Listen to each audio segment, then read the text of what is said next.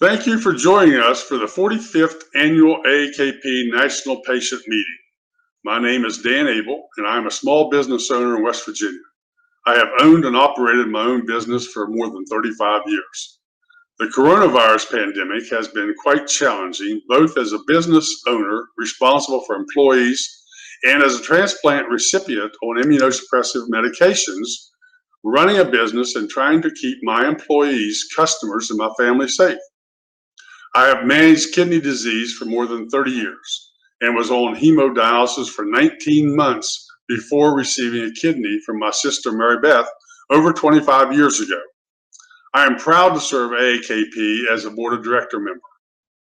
Being part of AAKP allows me to represent other patients with kidney disease and impact national care decisions. I offer my patient viewpoints to many types of decision makers and policy influencers, including national medical experts and U.S. senators and representatives on key issues affecting kidney patients. As a member of AAKP, I meet and interact with members of other kidney-focused organizations, as well as top pharmaceutical and medical technology companies, working with innovations that will help kidney patients both in the short term and the long term. There is a tremendous demand among national leaders in medical community for patient insights, and I encourage all of you who are listening to join AAKP and help us get you directly involved in research and policy that will shape not just your future, but the future for thousands of patients you may never meet. Today, I'm pleased to introduce our session on advancements in innovation in kidney care, what the future holds, highlighting some of the latest news in transplantation. We're honored to have two very esteemed presenters with us. Our first presenter is Dr. Richard Formica. Dr. Formica joined the faculty of Yale University School of Medicine in 1999. Where he currently serves as Director of Transplant Medicine, Director of Outpatient Transplant Services, Director of Adult and Pediatric Kidney Transplantation, Medical Director of Pancreatic Transplantation, and an Associate Professor of Medicine and Surgery at Yale University. Dr. Formica is also the current President of the American Society of Transplantation. AST is a strategic ally of the AAKP, uniting both transplant healthcare professionals and patients in the fight to support expanded understanding of and access to organ transplantation. AAKP and AST, along with our fellow allied partners, the American Society of Transplant Surgeons, or ASTS, have worked intensively over a decade to advocate for the passage of the comprehensive immunosuppressant drug coverage for kidney transplant patients legislation. This legislation will extend the coverage of immunomedication beyond the current 36-month limit to the life of the donated organ. We have also worked with AST and ASTS on the Living Donor Protection Act, a bipartisan bill that will eliminate barriers to living kidney donation, including potential insurance discrimination. In 2018, our organizations successfully worked together to have the Family Medical Leave Act extended to living kidney donors through the U.S. Department of Labor. Today, we are very honored to have Dr. Formica with us to discuss the kidney transplant allocation system. Dr. Formica, the floor is yours. Hello, my name is Richard Formica, and I'm the president of the American Society of Transplantation. It is an honor to have this opportunity to speak to the American Association of Kidney Patients. And in today's talk, I'd like to take you through the development of the current kidney allocation system and how changes to this allocation system will occur in this December and how these changes may impact you. Here are my conflicts of interest, none of which have any bearing on this talk. I'd like you all to consider the following statements. The first one, equity may not be desirable if other goals are adversely affected. The second, allocation policy only addresses disparities of waitlisted patients. It does nothing to correct the disparities in access to the waitlist. And the third statement, an allocation system devoid of all disparity is an unrealistic goal. As we move through this talk, be thinking of these three questions and apply the answer as you see fit on given topics. First, we have to answer, what is a disparity? Well, a disparity is anything that's not equivalent. So in this slide, these two individuals have a disparity of height. However, the real issue is inequality or inequity. And this cartoon demonstrates that. Imagine if you had to climb a tree. Only one of these individuals can climb that tree. This is an inequity, not a disparity. I think it's important for us all to understand the difference between access to the transplant waiting list and access to kidney transplantation. These figures are taken from the SRTR. The top panel shows a map of the United States, and on that map it shows the number of patients transplanted per 100 active waitlist years. And you can see that in the white circle, Nebraska, there's a high rate of transplantation, and in the dark blue circle, New England, where I live, there's a low rate of transplantation. And because of this, you might say there is more access to transplantation in Nebraska.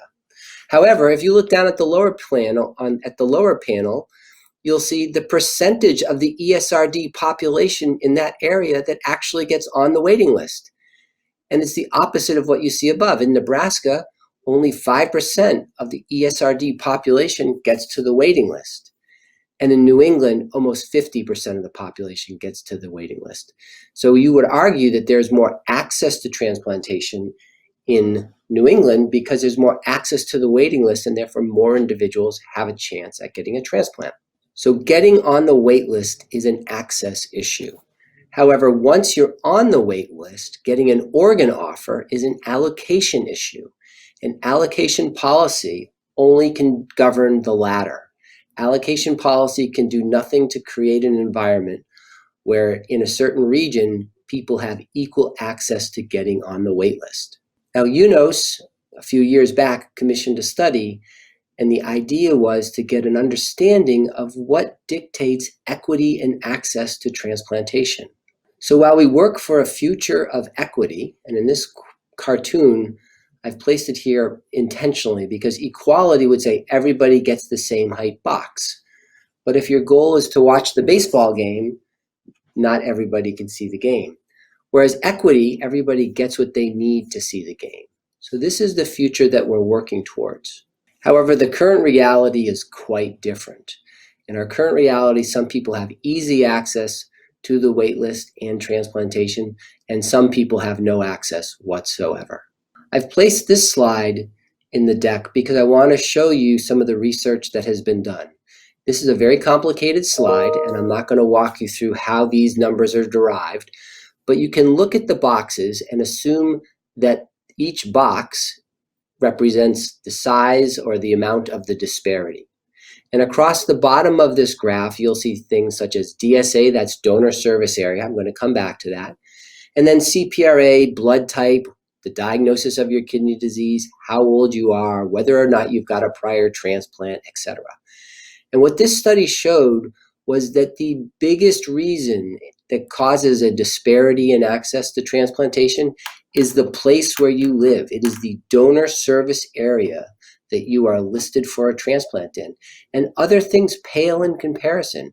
And you'll look across the bottom, actually, or over to the right, and this is somewhat encouraging if you think about it.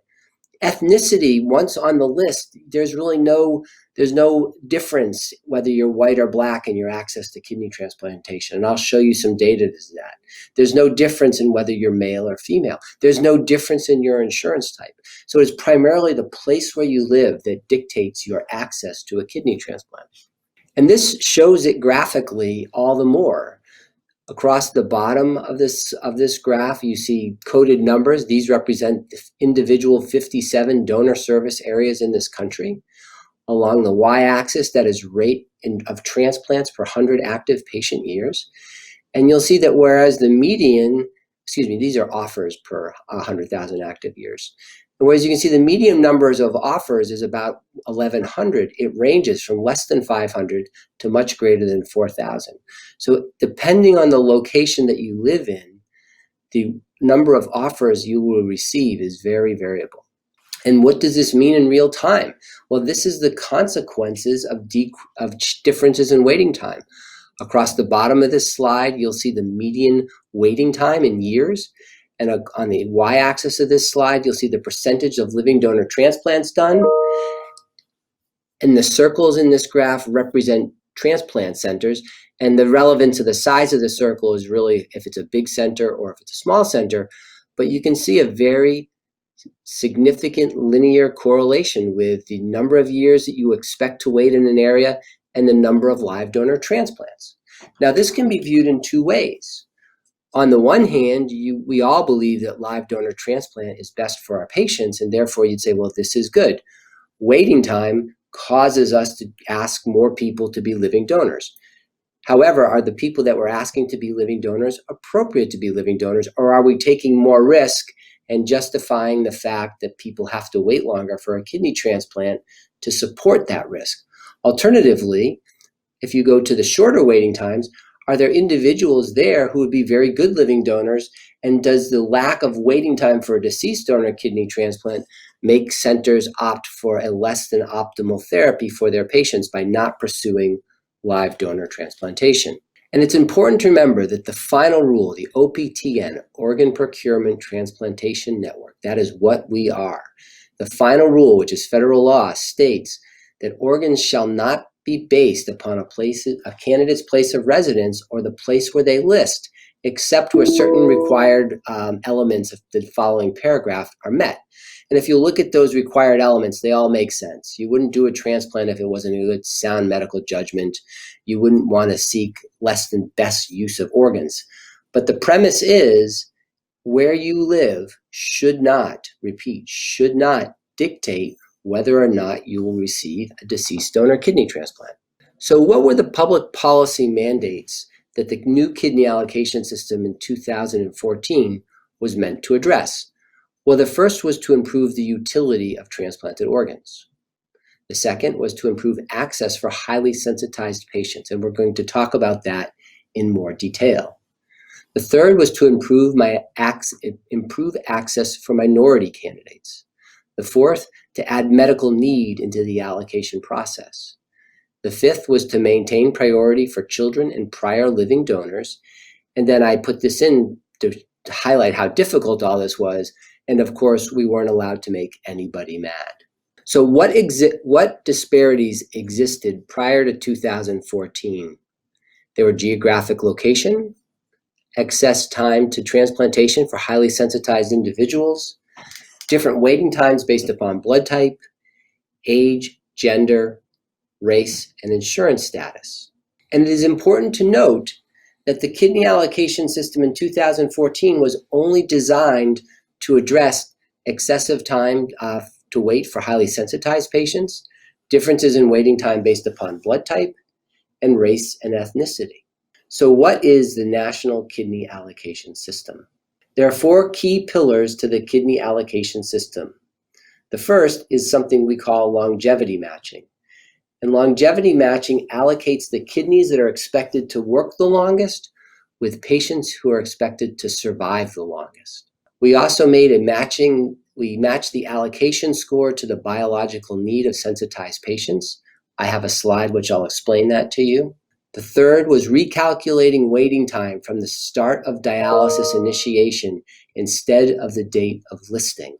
This is important, and I want to talk to you about this in great detail because it will also affect life when the new changes come through in this December. And the fourth was improving access to minority candidates by allocating organs with blood type A2 to B blood type recipients. And this is important because the majority of minority individuals are blood type B. However, the donor population is largely blood type A or O, and therefore there's not a lot of organs for blood type B recipients. However, there's a variation in blood type A called A2, and A2 acts as though it is O, and it allows us to give an A2 kidney into a B recipient without them having an antibody response and rejection of the organ. So before we continue, I want to acknowledge the elephant in the room. Life is not fair, and we got to get used to it.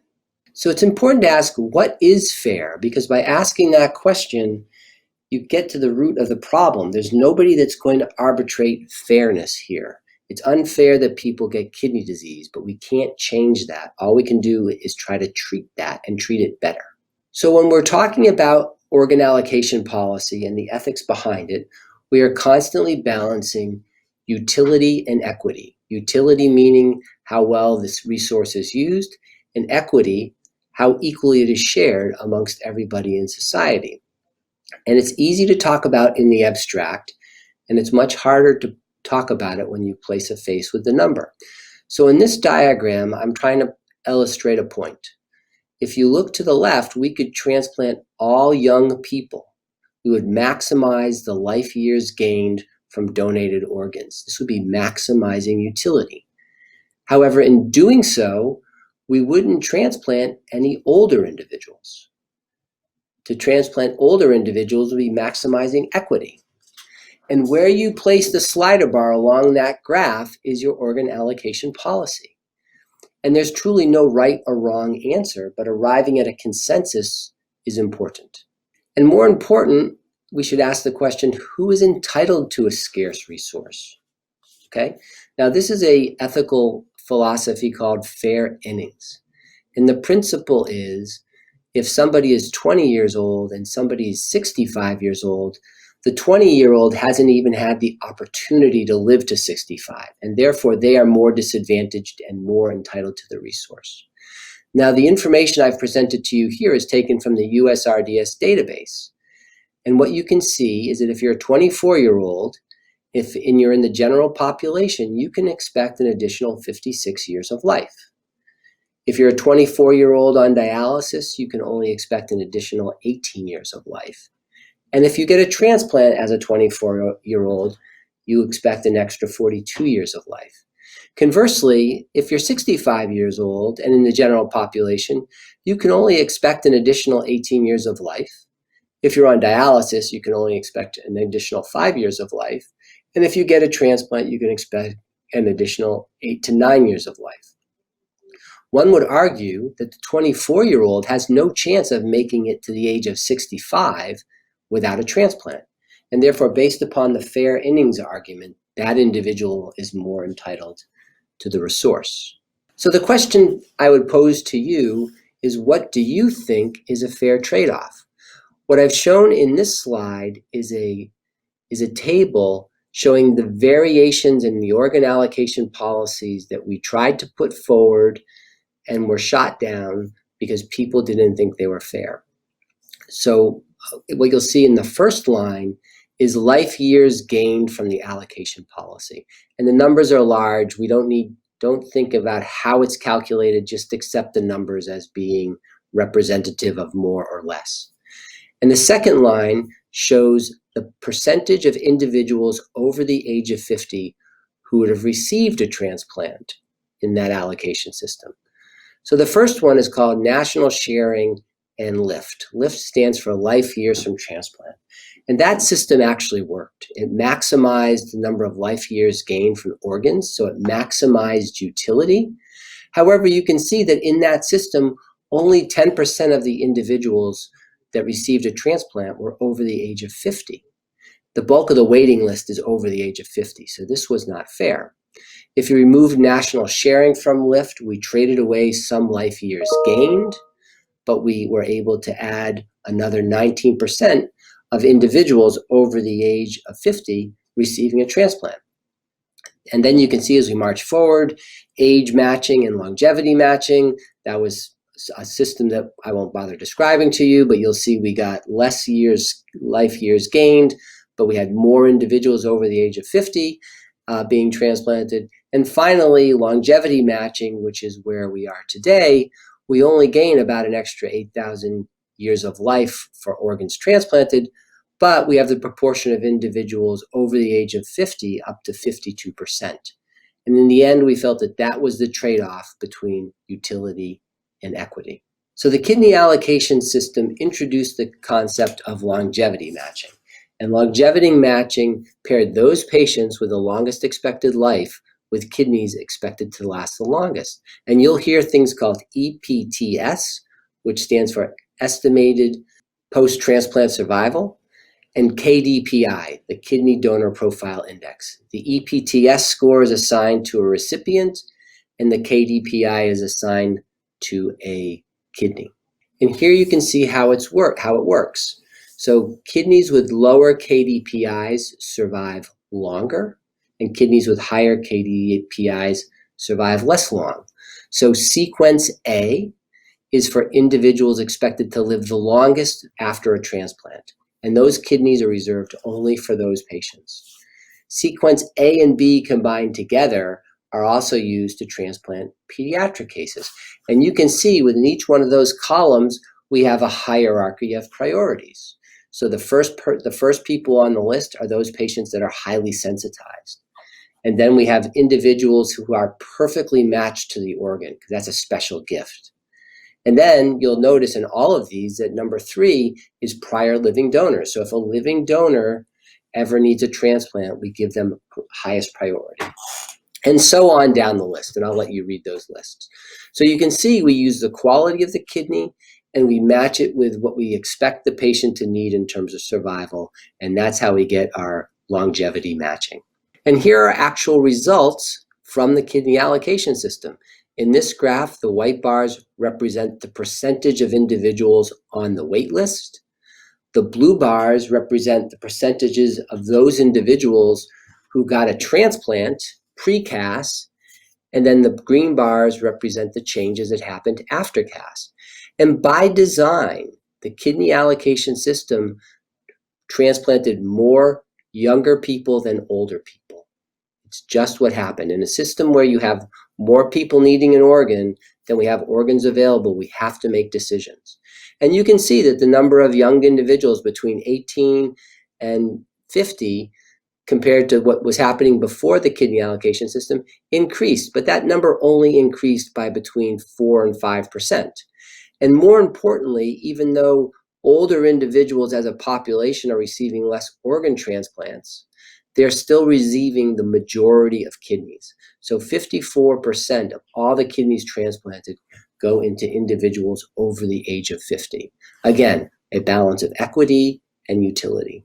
And it's important to note that even though we've shunted organs in one direction from older individuals to younger individuals, survival on the wait list has not meaningfully changed, meaning that we do not have more individuals dying waiting for an organ than we did before.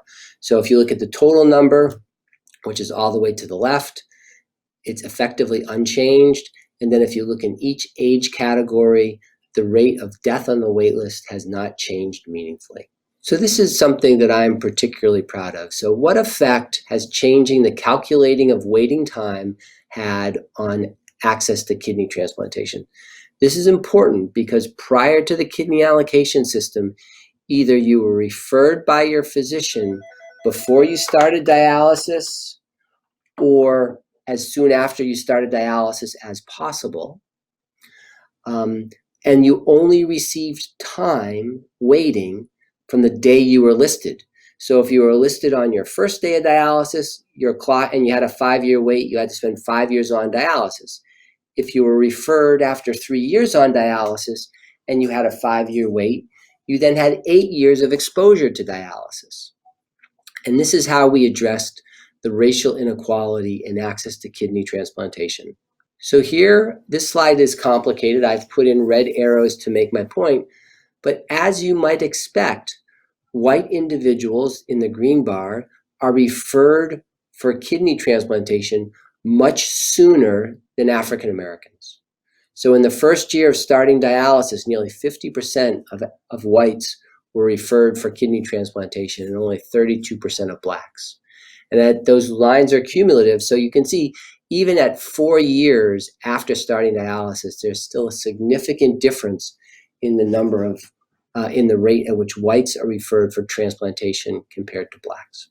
what you can see in this slide is that with CAS, by recalculating waiting time from the day you started dialysis, regardless of when you were referred, we are now transplanting whites at the rate that they exist on the waiting list. So there's 36.7% of the waiting list is composed of whites. They're receiving 36.7% of the transplants. You can see that African Americans or Blacks are receiving a proportion of kidney transplants proportionate to their representation on the wait list, and so on down the line. So the kidney allocation system has made it so that regardless of your ethnicity, you're receiving a transplant at the similar rate as your colleagues. So something interesting happened in November of 2014. Remember, the new kidney allocation system went live in 2014, but in December. And in this graph, you can see that the percentage of individuals receiving deceased donor kidney transplants prior to this event was 43% of the kidneys were going to whites and 32% of the kidneys were going to Blacks. However, before the kidney allocation system went into effect, we saw this change start to happen where the number of transplants going into whites and Blacks equalized. And I think what happened there, as we were educating dialysis providers and transplant centers about the changes coming and the fact that individuals were going to receive time that was back calculated to the day they started dialysis, centers started looking seriously at their lists and realizing they had a lot of African Americans on their list with lots of dialysis time, and they were being neglected. And people started to take care of those patients, get them on the list, and get them transplanted.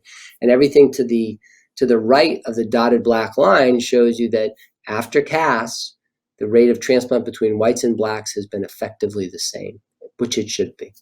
And you can see here from this graph that a large number of individuals, 40%, have more than 5 years of dialysis waiting time when they get listed. It's a lot of time. Okay, how have the highly sensitized candidates benefited from CAS? This is a complicated slide, and I put it here because it reminds me to explain something to you. Across the bottom, you see the CPRA. That's the percentage of antibodies you have to the general population. It's a rough measure of how hard it will be to get a kidney transplant. And along the y-axis, you see the number of offers per year that an individual gets. So, for example, if you have no antibodies, once you're in range of receiving offers, you can expect 16 offers per year. Okay. The relevance of this is that when you get all the way over to the edge, the 98, 99, and 100 percenters, they were receiving less than 0.1 offer per year. So in effect, if they missed out on an offer, they had to wait another 13 years for the next offer to come because they were so hard to match. That's called time to next offer, and that was unacceptable. So what we did was we proposed a sliding scale of points that will be added to their allocation score.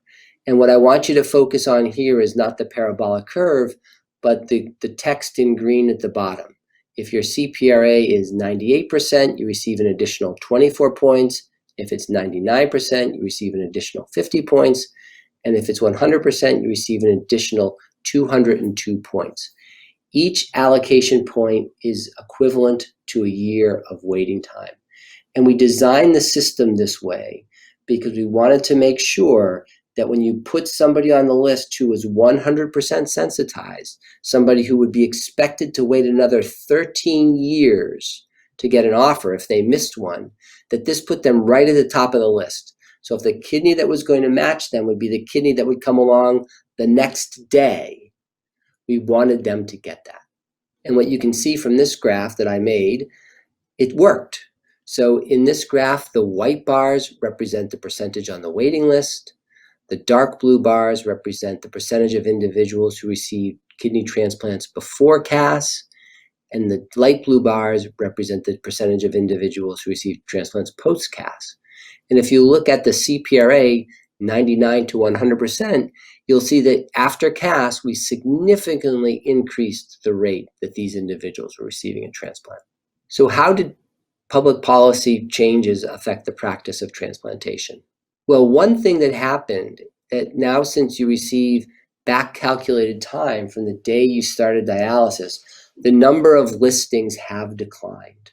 So prior to that, we had about 37,000 listings per year, and it dropped off to about 35,000 listings per year. And the overall waiting list went from close to 105,000 down to 95,000.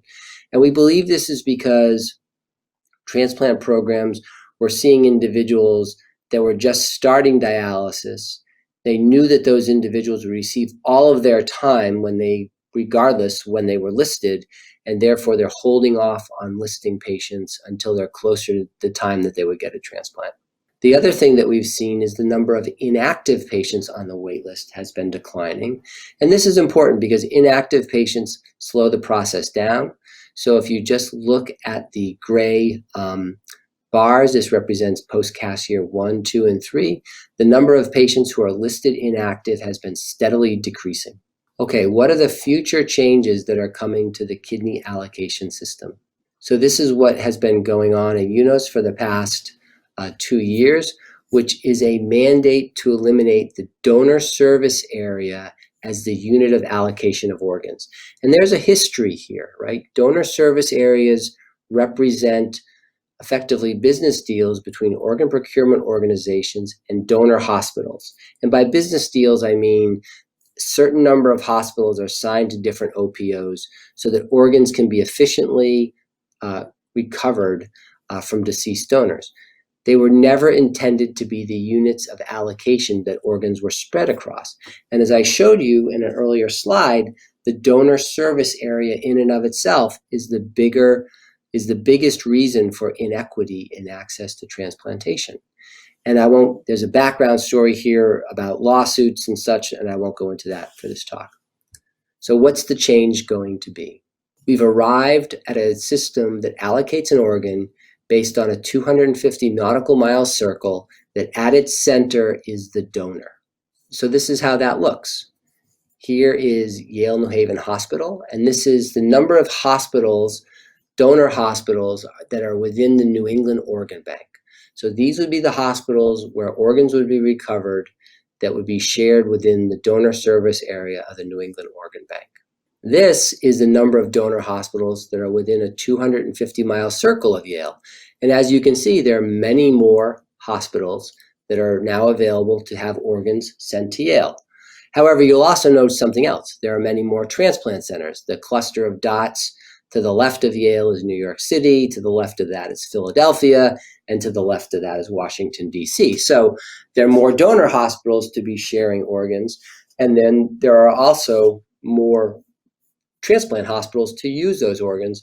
So we needed a system that would allow us to make sure we didn't have organs flying back and forth. So before we talk about that system, I want you to understand what it's meant by an allocation score. I would suspect that most of your doctors talk in terms of waiting time, and waiting time is not exactly right. So every year of waiting time is worth 1 allocation point. However, you also receive points for whether you're sensitized for CPRA, and you do receive some points for DR matching, which is a measure of how closely the kidney matches you. And your allocation score is the sum of those points. Waiting time is certainly the biggest in most cases. And now to that allocation score, we're adding points for proximity to the donor. So the closer to the donor you are as a recipient in terms of geographic distance, the more points you're given, and this is done in an effort to avoid having to ship organs too far. And this is a little cartoon of how this might work. And I made this to teach patients at Yale, but it applies to you and wherever you live.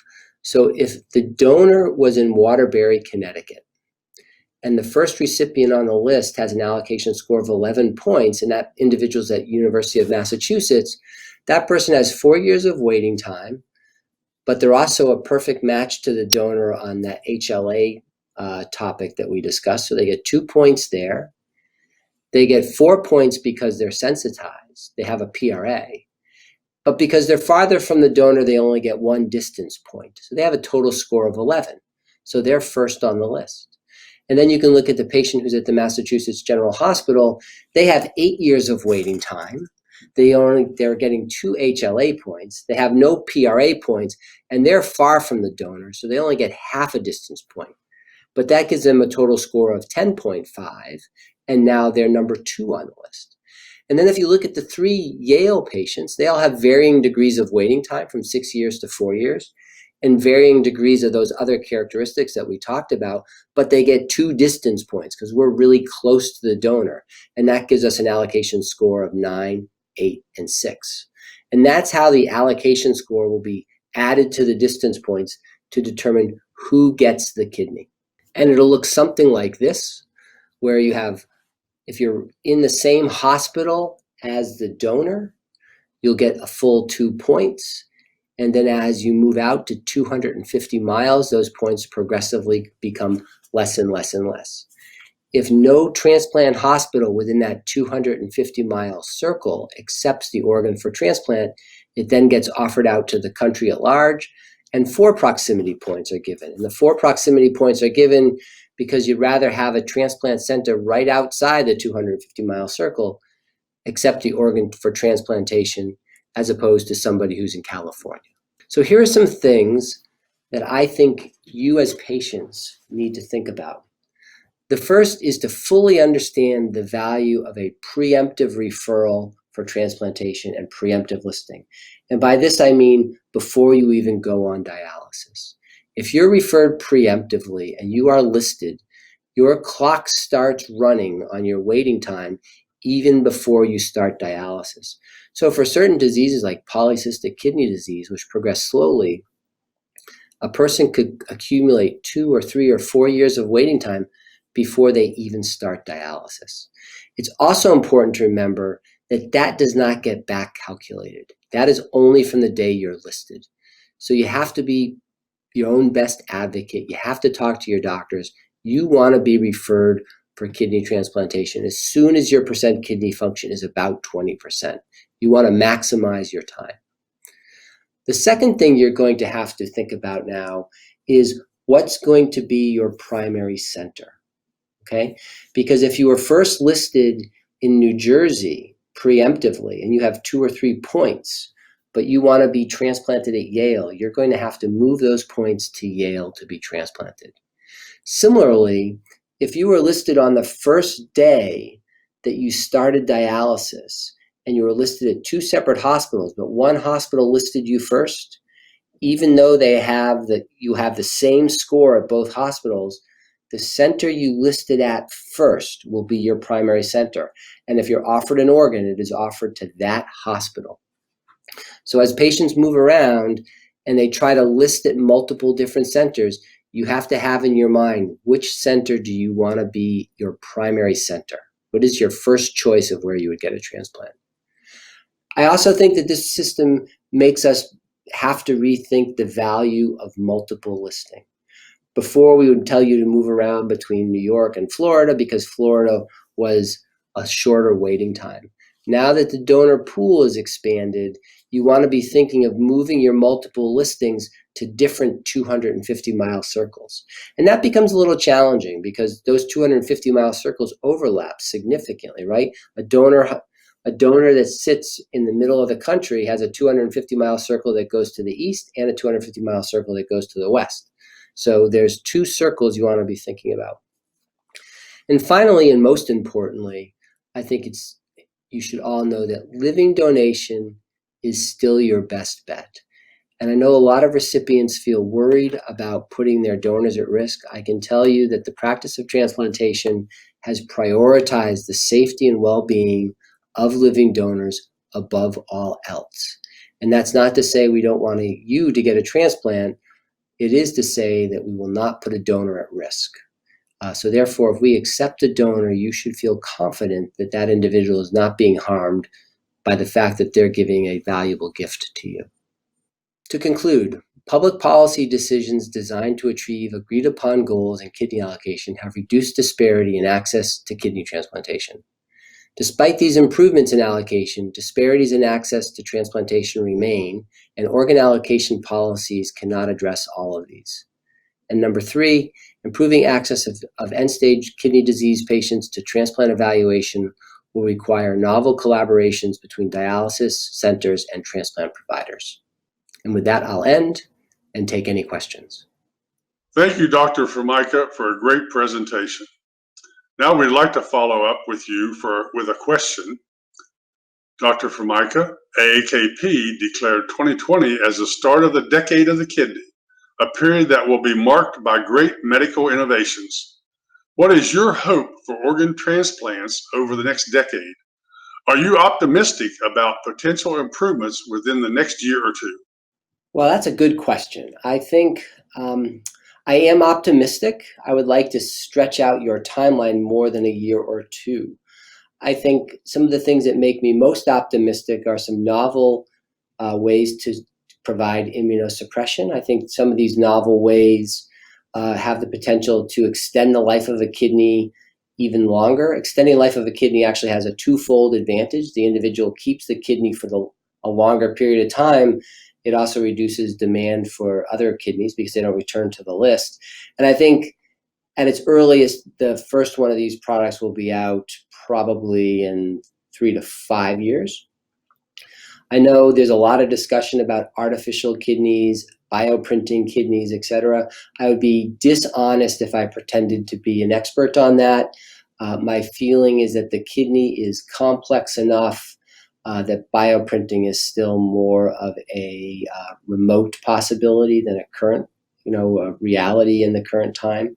I think the idea of using xenografts or organs from animals is becoming more medically feasible every day. There's a lot of very good scientists working on this.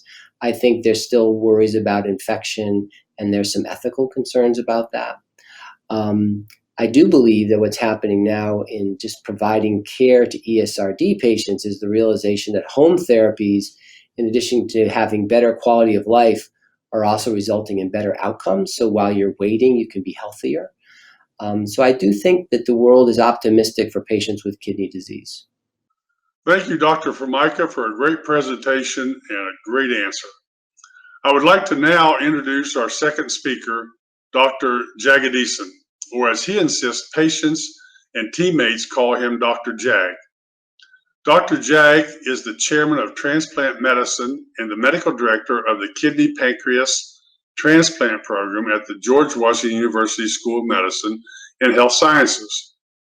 He also serves as the associate professor of medicine in the Division of Renal Disease and Hypertension.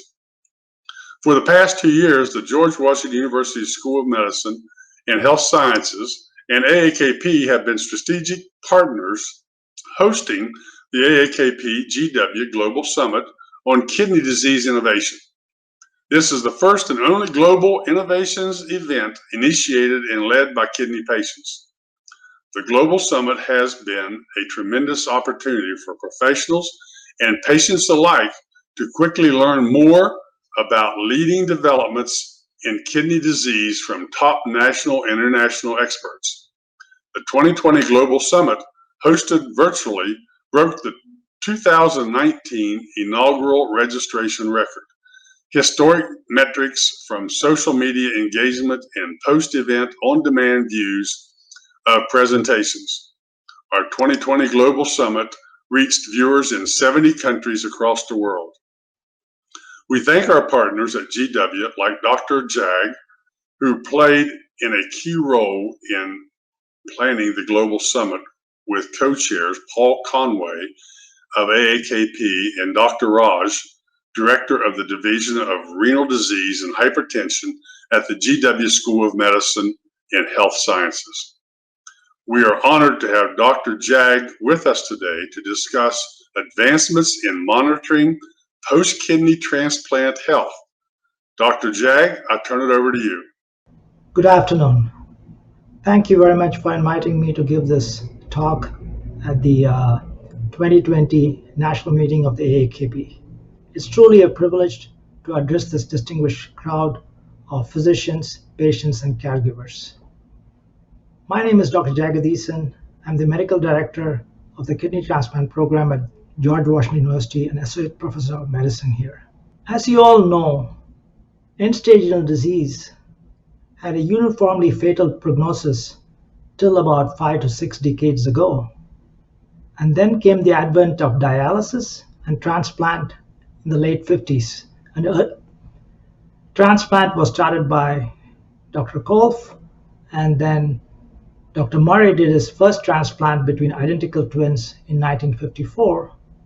And thereon, for the next 75 years, we have blazed a trail of progress unequal to most fields in medicine.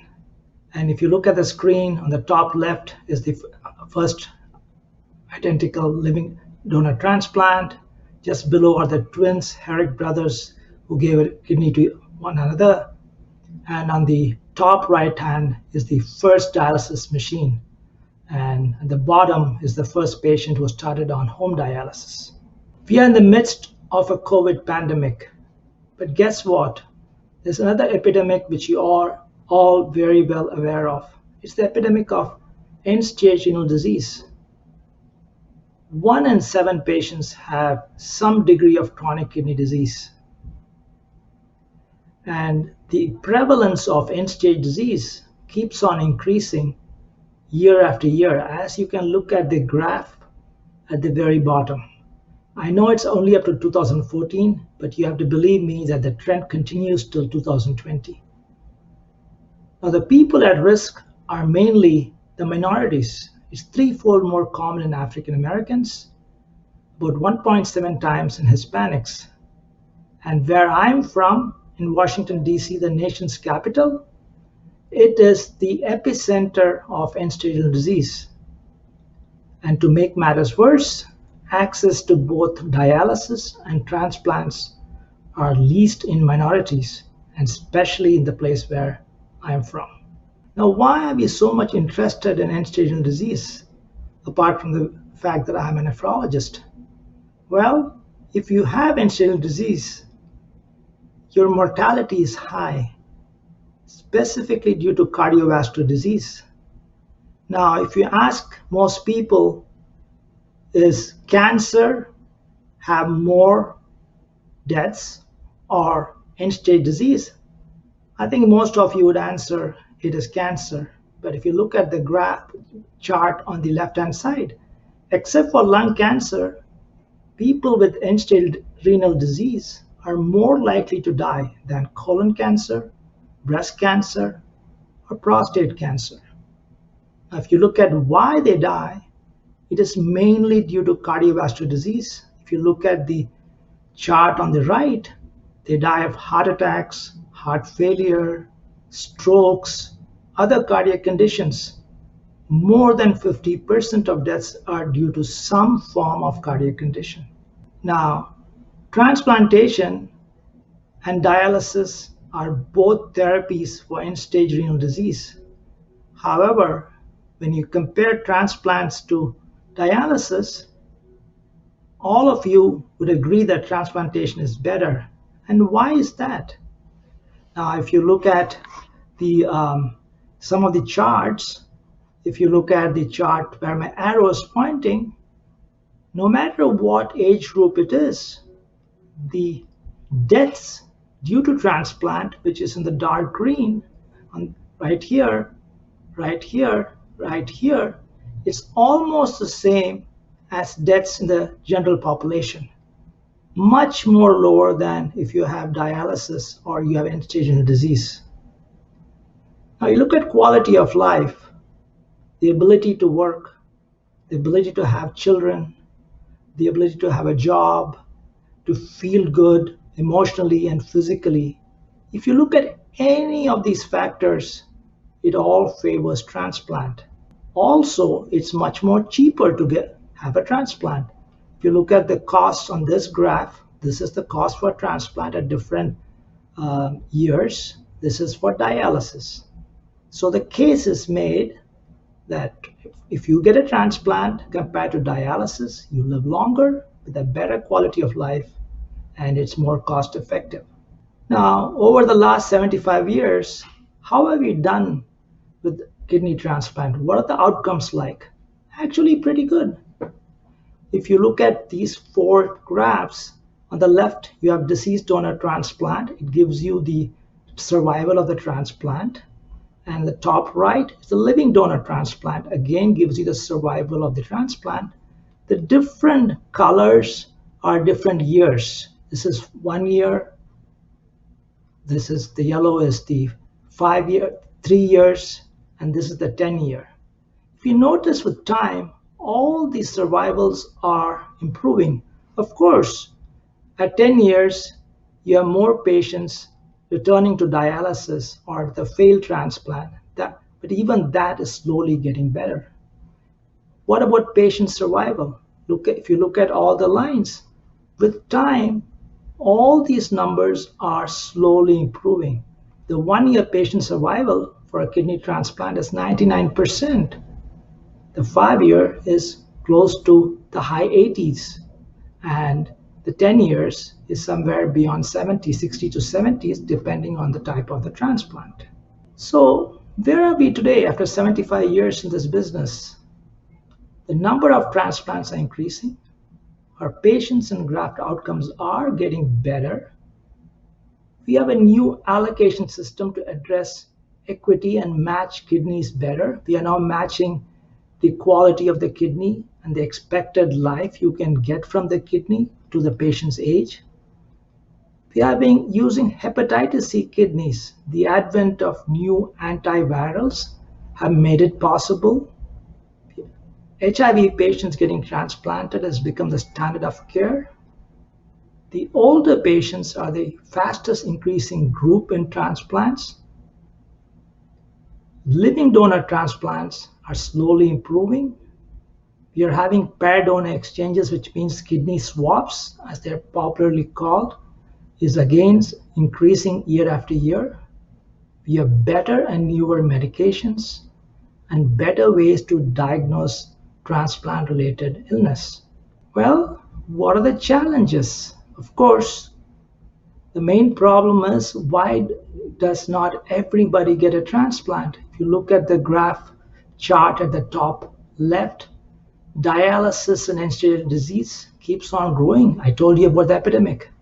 But guess what? No matter what progress we make on the transplant side, the gap is increasing year after year, which means that the number of patients on the wait list is enormous, on 100,000.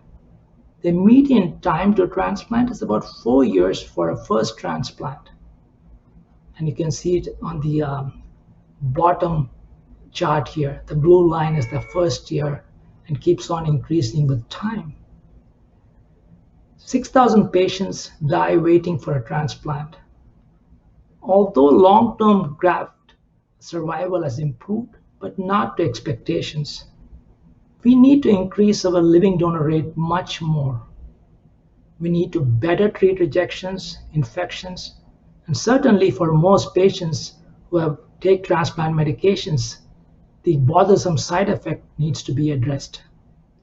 And more importantly, the disparities in transplantation need to be addressed. That is very important. We need to develop new biomarkers to diagnose rejection, diagnose infection earlier than what we can now. And very importantly, immunosuppressive coverage should be for lifelong. Nobody should lose a transplant because they cannot afford their medications. So my job as a nephrologist is to provide post-transplant care. What do? I make sure that the patient's graft is taken care of, the renal function or the kidney function is good. Also make sure that we don't have complications of the medications which we use to treat rejection. So it's a fine balance. If you give too much of the medications, you can get infection, cancer, yes, kidney damage, heart problems, diabetes. And if you give too less of it, you can have a rejection and you can lose your kidney. Now, this is a very complicated chart on the left. I made it deliberately complicated. It gives you an idea of how immunosuppressive medications work. The reason I did that is to tell you that this is a very complex process. It is dynamic. It keeps on changing during the lifetime of your transplant. Any of the patients who have a kidney transplant understand the levels of the transplant medications go up and down. They often ask me, why does it happen? Needless to say, it requires close monitoring, and which is absolutely necessary for achieving optimal patient and graft outcomes. So our patients need to be followed closely by patient visits and our lab investigations. We also look out for transplant complications when we monitor patients. Broadly, they can be immunological, which means your body is reacting against the kidney, its immune system. It can cause acute rejection, which means your creatinine can go up all of a sudden, or chronic rejection when it does so more slowly. Sometimes your old disease can come back. Suppose you have FSGS. Infections can happen because we suppress the immune system too much. Sometimes infections which can affect the kidney, like certain viruses like BK virus. Of course, the side effect of all these agents, there are lots of side effects, and we need to make sure that we monitor for them. Heart disease and high blood pressure, we need to take care of. Although by transplanting patients, there's decreased amount of heart disease, still it's more than the general population. There is more diabetes, mainly due to medication or existing diabetes, which gets worse because of the medication. Osteoporosis or thinning of the bones can happen due to steroids, one of the medications you take. And of course, cancer is a little bit more common because, again, due to the transplant medications. Not all cancers, some cancers like skin cancer, lymphomas, colon cancer, and a few others. So what are the causes of graft loss? Now, that depends on the time after the transplant. Obviously, immediately after the transplant, there are technical causes, surgical causes. Sometimes the kidney has what we call a slowly starting kidney, what we call delayed graft function, and early acute rejection. As time goes by, you start to get more infections, side effect of medications, the chronic rejections, and these start to predominate. If you look at it, about 50% of the reasons why the kidneys fail is some kind of immune damage, which means, in other words, a rejection. It can also, the other causes are less likely infection, drug toxicity, and some of the diseases that come back, which I remember I told you about. But the other 50% mainly is because the patients die with a functioning graft. Now, we talked about acute rejection, right? So how are we doing with acute rejection? Yes, things are getting better. If you look at the graph, the rate of 1-year rejections is going down in both deceased and living donor transplants. And if you look at it, again, the graph on the right tells you the same thing. However, it is not zero. Still about 15% on an average, depending on the center, depending on the type of transplant, there is a 1-year rejection rate. And this can translate into long-term graft survival issues. Now, what kind of rejections have a worse outcome? The rejections which are due to antibodies. Now, some of the patients will remember this, that when you come for transplant, they check your antibody levels. Now, these antibodies can cause rejections, and when they do, they're not that good. Severe cell-mediated rejection, when the cells cause rejection, a type of it, when it's very severe. Late rejections, specifically which is associated with medication non-adherence. When you have antibodies to your kidney, or specifically on the biopsy, we look for a biomarker, a marker on the biopsy called C4D, if that is present. And if you have subclinical rejection, what is subclinical rejection? When we do biopsies, what we call protocol biopsies at 3 months and 1 year, even though your kidney function appears normal and the biopsy shows some changes, these changes are associated with a poorer prognosis, especially if you have scarring of the kidney at 1 year. So one of the things we monitor in the post-transplant for our patients is the infections. Now, the problem with preventing rejection is that's one side of the story. Is like a scale. If we try to effectively prevent rejection and do too good of a job, then your immune system cannot fight the bugs and you can have infections. So it's kind of a dance we dance, and we try to do it in a way as to prevent rejection, but at the same time keep your infection rates low. And we have to do that by monitoring for the infections constantly. Now, this is a timeline of different infections. Early on, you have infections related after transplant due to surgical causes, due to common infections like the urinary tract infection, wound infections. After that, there are certain infections which we call opportunistic infection, which means that these infections only happen when your immune system is suppressed. They start to become more common. Example, CMV infection, PCP. These infections, herpes, we give you medications to prevent it for the first few months. After that, after 6 months, you can have the same infections like anybody has, like the common flu, but you have to look out for the infections which normally don't occur. So it all depends on if your immune system is suppressed more than necessary. So this is something which evolves. For example, if you get treated for rejection after 2 years, you reset your immune system and you have to, at that point, monitor for newer infections. I want to tell you how important it is to monitor for infections. If you look at the readmission for infections after a transplant, about 30% get admitted within 6 months, close to 40% in a year, but half within 2 years.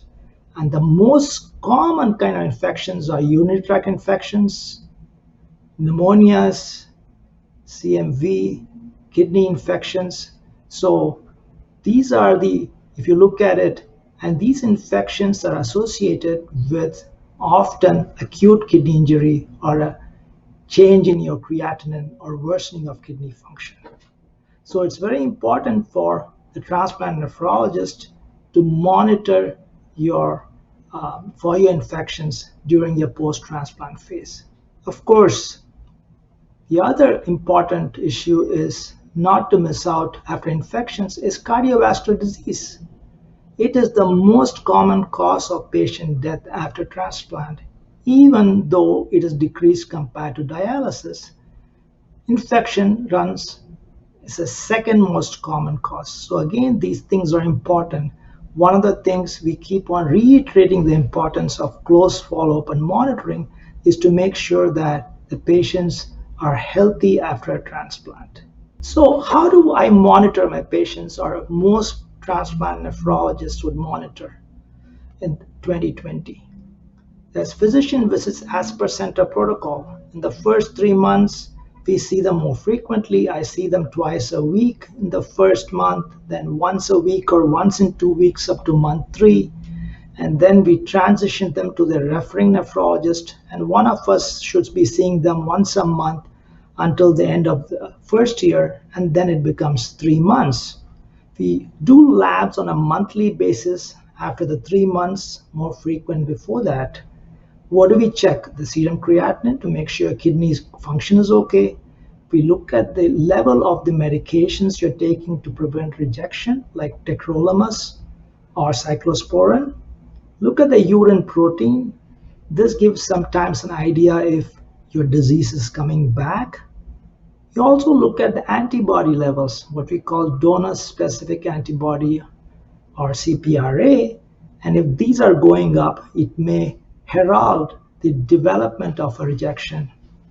Then there are newer tests, which commonly are known as, there are 2 brand names, AlloSure and Prospera.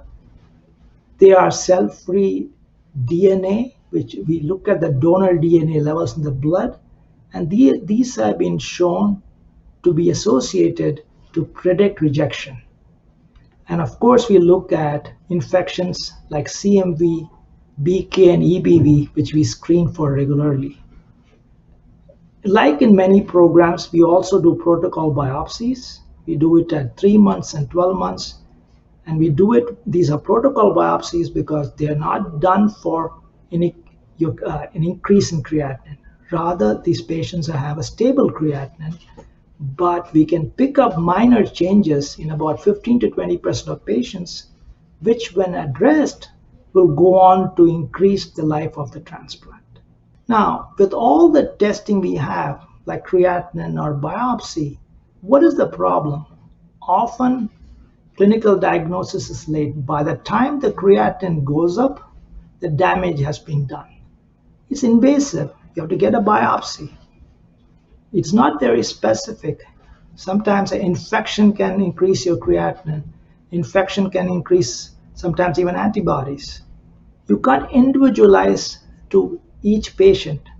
Personalized medicine is not possible. Different disease process can cause abnormalities, so it's difficult to differentiate. So biomarkers are non-invasive tests in the blood which can predict a clinical process before it becomes apparent. So these are now become, it's under development for many disease processes, for cancer, for infections, for transplant.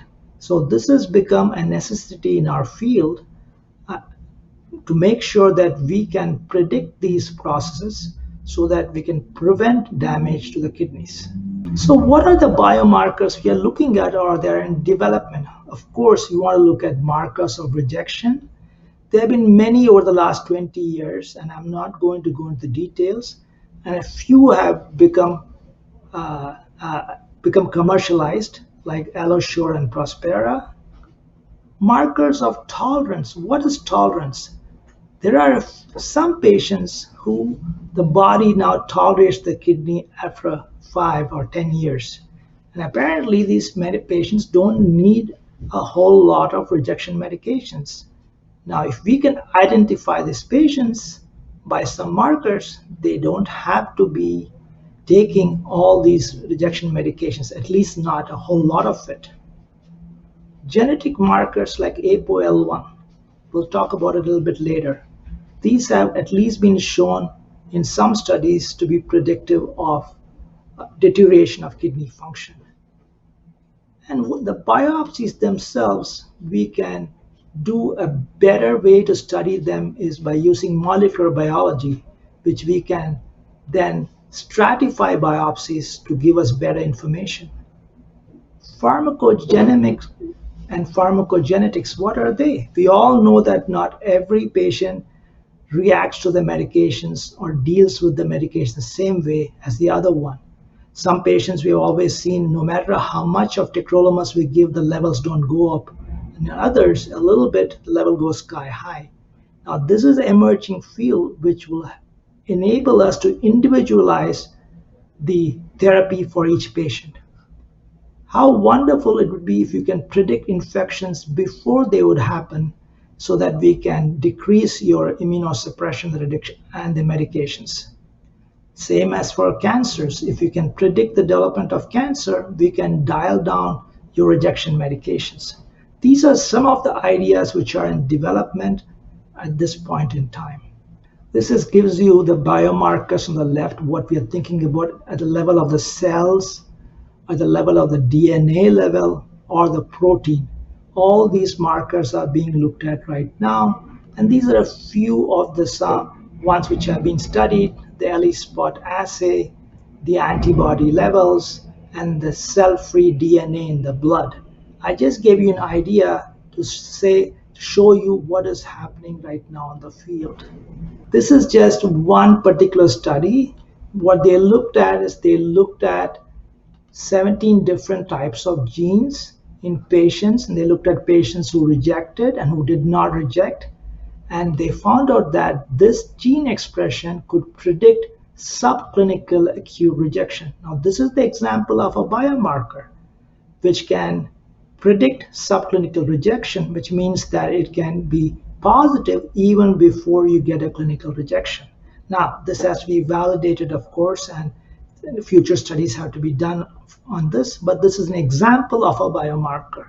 Cell-free DNA. This is the newest kid on the block. Some of you know it as AlloSure or Prospera. Basically, it's a very intelligent idea. So the DNA of the kidney, which is a donor kidney, is different from your DNA.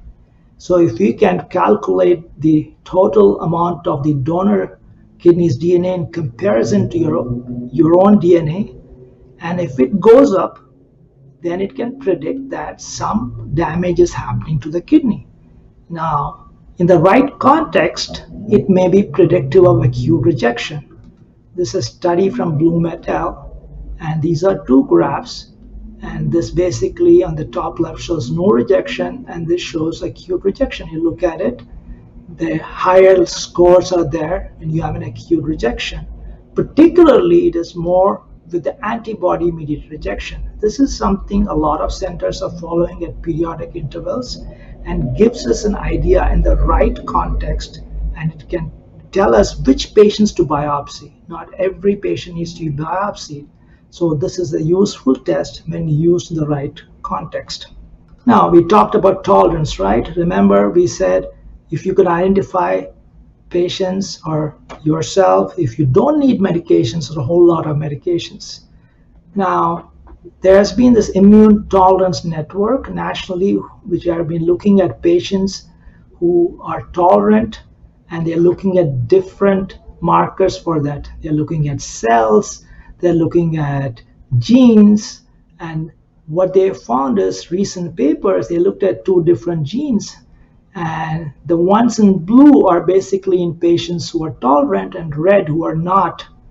And if you look at it, they have a better creatinine, generally speaking, and they're better GFR. So maybe in the future, we may be able to identify which one of you does not need rejection medications. Same way, antibodies. When you come to the clinic at different intervals, we do what we call donor-specific antibodies, which are antibodies which can damage your kidney. We do them specifically in patients who are at high risk if you have a lot of antibodies to start with. Now, if you look at this particular graph, and this is patients who are graft survival, and the green one, you don't have any antibodies, and the red one is you have antibodies and you have rejection. Very clearly, it shows you that development of these antibodies puts you at risk. Now, if you can monitor it, we can preemptively treat it and hopefully change this curve. Now, ApoL1 is a gene which has been in the news for the last few years. It's a gene which gives protective effect to a disease called sleeping sickness in Africa, and is more commonly in the African American ethnicity. Now, there has been some research saying that it has been associated with progression of kidney disease in various settings, in transplants, in diseases like FSGS, and it's also been implicated in hypertension as well. Now, these are two such studies. They're early studies. This is from Doshi et al. They looked at donors, and they looked at whether you carry 2 copies of the gene or 1 copy of the gene. If you carry 1 copy or no copy is low risk. If you carry 2 copies, it's high risk. If you look at donors, the ones who carry 2 copies have got lower kidney function, both pre and post. And there was another study by Friedman, which looked at the same, and they looked at whether you have 2 or you're 1, and they looked at recipients and donors, the combination 2, and again, it predicts the same. Now, we talked about whether we can dose medications and adjust it based on your genetics. So that new field is called pharmacogenomics. Couple of the transplant medications have been shown to have that we can predict which patients will metabolize medications differently.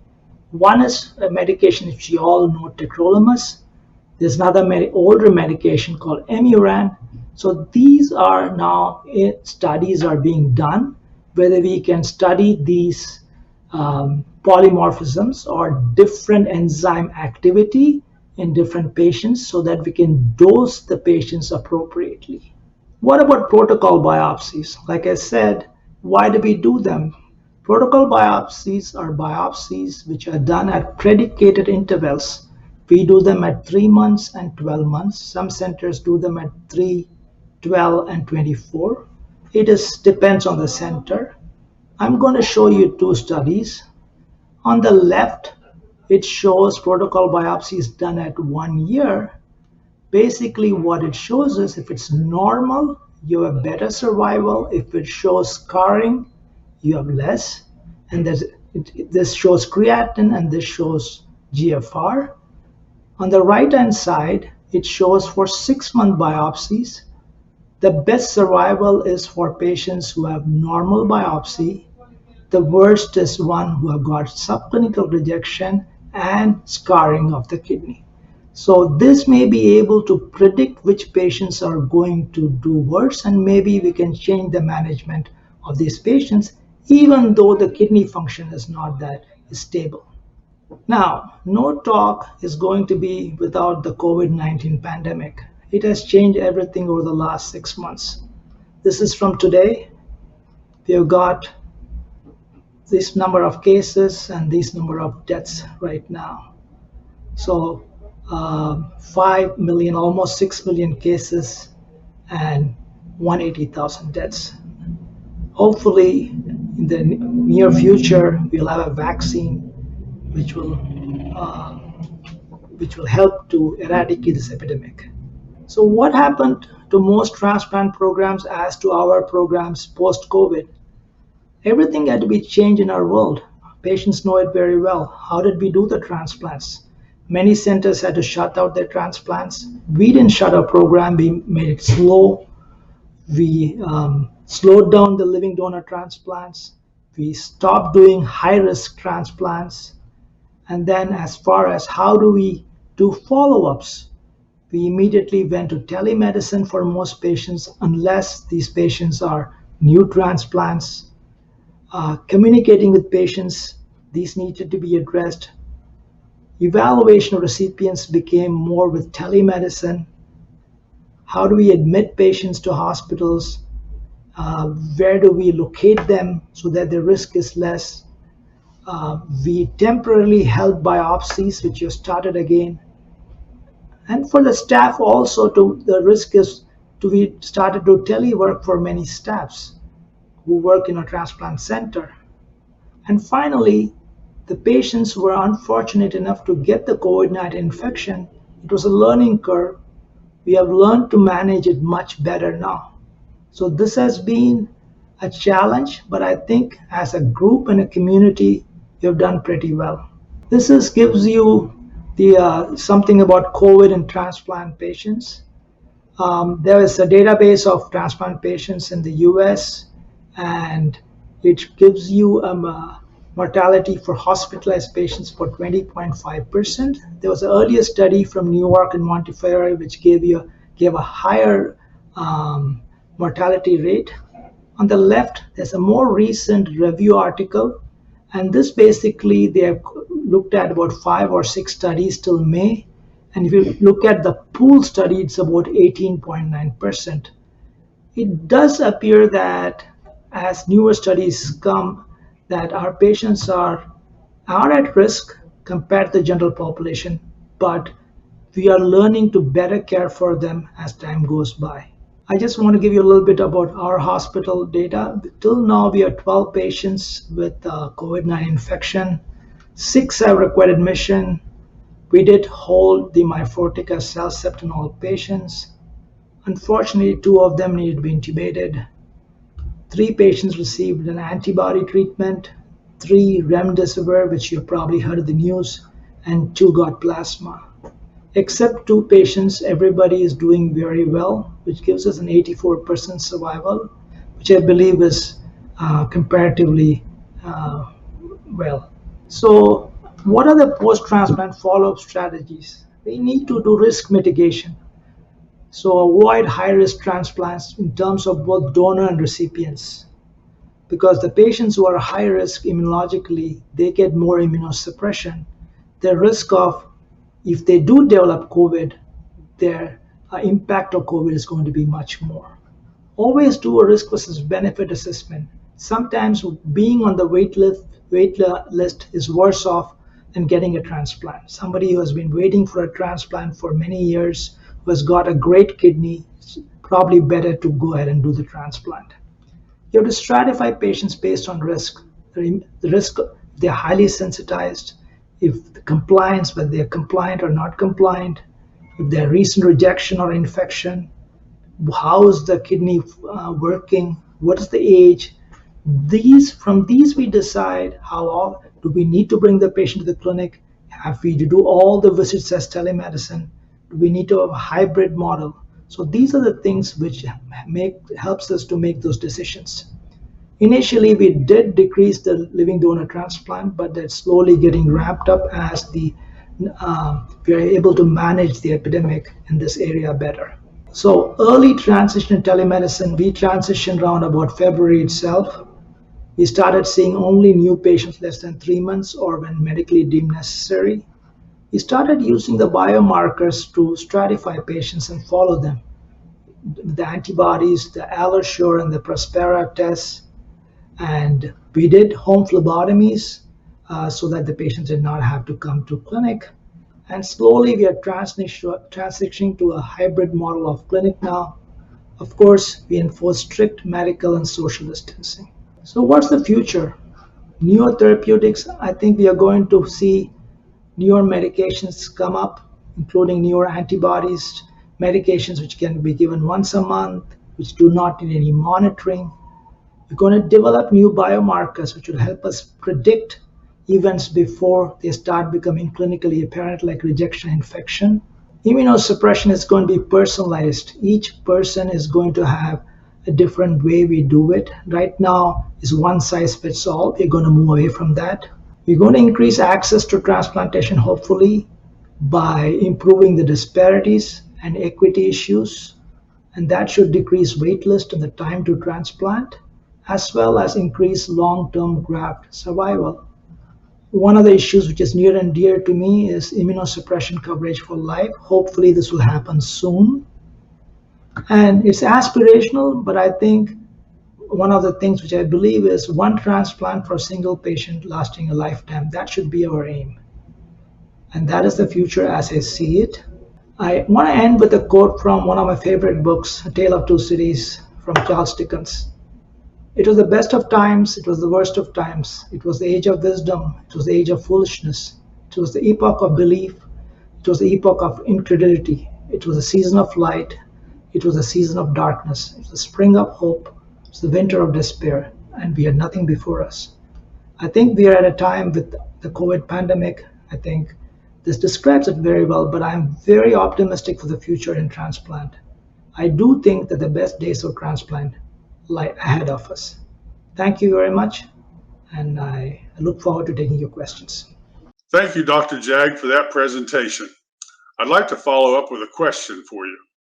Dr. Jag, you have been on the front line of treating kidney transplant patients since the start of COVID-19.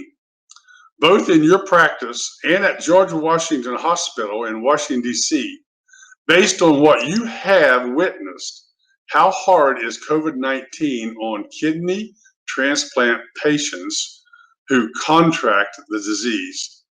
I think it's particularly hard on them. It's hard on anybody. So let me first say that COVID-19 is a devastating illness. It's hard on the patient. It's hard on the family and the caregivers. It's a terrible disease. But I think it's particularly hard on our patients because our patients are immunosuppressed, and these medications that they take impairs the ability of these patients to fight COVID. So obviously they know that the impact of COVID is more in terms of mortality, in terms of the percentages who end up being more sick. It also has got an effect which is not seen in other patients. It's not having the COVID, but the risk of COVID. So to prevent getting COVID, our patients practicing safe social distancing and medical distancing, which means that they don't come to the clinic that often. They don't get their tests as often as they should. And sometimes it's not only fear, but it's a safe thing to do. But when we don't follow these patients closely, their transplants can become at risk. And the third thing is, I think, I'm not sure if many people realize is the impact they have on their ability to continually get medications. It used to be that they could go to the pharmacies, they could fill the medications, the medications arrive in time. A lot of this has gone because of the epidemic. Mail services are not as what it used to be. So I think the dependability to get the appropriate medications, get the communication with the physicians at the right time, or the coordinators, I think all of it has been, I'd say COVID has thrown a little bit of a spanner in all of these things. So it has been particularly hard on our patients.